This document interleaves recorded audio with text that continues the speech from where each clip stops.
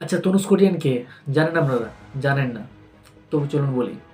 আর তনুজ কটিয়ানের কথা কেন বলছি, তার কারণ হচ্ছে এখন যে আশ্বিনকে রিপ্লেস করতে পারে। কারণ আমরা সবাই জানি কিছুদিন আগে আশ্বিন কিন্তু টেস্ট ক্রিকেট বা পুরো ইন্টারন্যাশনাল ক্রিকেটকে কিন্তু বিদায় জানিয়ে দিয়েছে, রিটায়ারমেন্ট ঘোষণা করে দিয়েছে।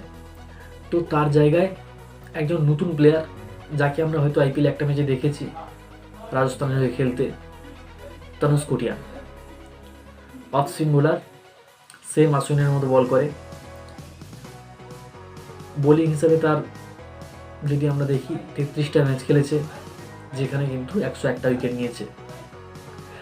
কিন্তু আশ্বিনকে রিপ্লেস করা এতটা সোজাও নয়, কারণ আশ্বিন যেখানে প্রায় 500 বেশি উইকেট নিয়েছে, 6টা টেস্ট সেঞ্চুরি আছে, 11বার ম্যান অফ দ্য সিরিজ হয়েছে, তো সেখানে কি কিন্তু আশ্বিনকে রিপ্লেস করা এতটা সহজ নয়। কিন্তু ক্রিকেটকে তো আগে এগিয়ে যেতে হবে, কারোর জন্য তো থেমে থাকলে হবে না।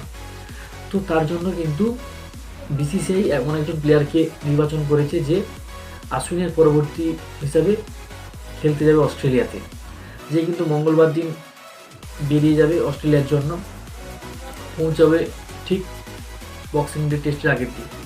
কিন্তু সে চতুর্থ টেস্ট কিন্তু খেলতে পারবে না। তার কারণ হচ্ছে হয় জাদেজা অথবা ওয়াশিংটন সুন্দর, এই দুজন খেলবে। যদি এর মধ্যে কেউ চোট পায় তাহলে পঞ্চম টেস্টে গিয়ে হয়তো দেখতে পারি আমরা তনুজ কটিয়ানকে। তো তনুজ কটিয়ান কিন্তু শুধু বোলার হিসেবে নয়, আমরা দেখেছি এই বিজয় হাজারে ট্রফি খেলেছে, যেখানে কিন্তু 2টো উইকেট নিয়েছে, প্লাস 44 রান করেছে। ব্যাটিং অ্যাভারেজও ভালো। তাছাড়া আশ্বিনের ব্যাটিংও করতে পারে। তাছাড়া কিন্তু আমরা একে দেখেছি একসময় বোলিং অ্যাকশন নিয়ে প্রবলেমে পড়েছিল তনুজ কটিয়ান, যেখানে কিন্তু টেস্ট করতে হয়েছিল তার বোলিং অ্যাকশন, তারপরে গিয়ে আবার চান্স পেয়েছে খেলা। তো এই তনুজ কটিয়ান কি আশ্বিনকে সত্যি সত্যি রিপ্লেস করতে পারবে, সেটা তো অবশ্যই অনেক সময় পরে আমরা জানতে পারবো, কারণ আশ্বিনকে রিপ্লেস করা এতটা সোজা নয়। তাছাড়া তনুজ কটিয়ান বেশি কম্পিটিশন থাকবে কিন্তু ওয়াশিংটন সুন্দরের সঙ্গে, কারণ প্রায় এক ধরনের বোলিং কিন্তু করে তনুজ কটিয়ান ও ওয়াশিংটন সুন্দর। তো আপনাদের কি মনে হয়, তনুজ কটিয়ান কি এই বর্ডার গাভাস্কার ট্রফিতে চান্স পাবে? অবশ্যই কমেন্ট করে জানাবেন। তাছাড়া আমার যেটা মনে হয়, এবারে বর্ডার গাভাস্কার ট্রফির যে বক্সিং ডে টেস্ট আছে, সেটাতে কিন্তু তনুজ কটিয়ান চান্স পাচ্ছে না।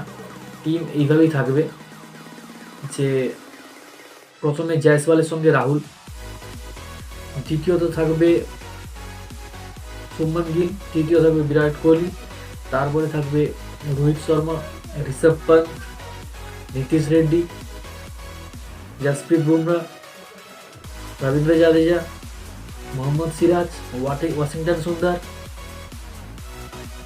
আর প্রসিদ্ধ কৃষ্ণা বা আকাশদীপ, এর মধ্যে কেউ একজন থাকবে। তো এই হলো বর্ডার গাভাস্কার ট্রফির যে বক্সিং ডে টেস্ট আছে তার এই টিম। তাদের কিন্তু তনুজ কটিয়ানের জন্য কিন্তু ফোর্থ টেস্টে কোনো জায়গা হচ্ছে না। এবার দেখার বিষয় যে তনুজ কটিয়ান বিজয় হাজারে ট্রফি খেলা থাকতে থাকতে যেভাবে চলে যাচ্ছে অস্ট্রেলিয়া সফরের জন্য, দেখা যাক সেখানে কি ডেবিউ হয় কিনা, অবশ্যই অপেক্ষা করবো। সবাই ভালো থাকবেন। ভিডিওটি কেমন লাগলো জানাবেন। দেখা হচ্ছে পরের ভিডিও।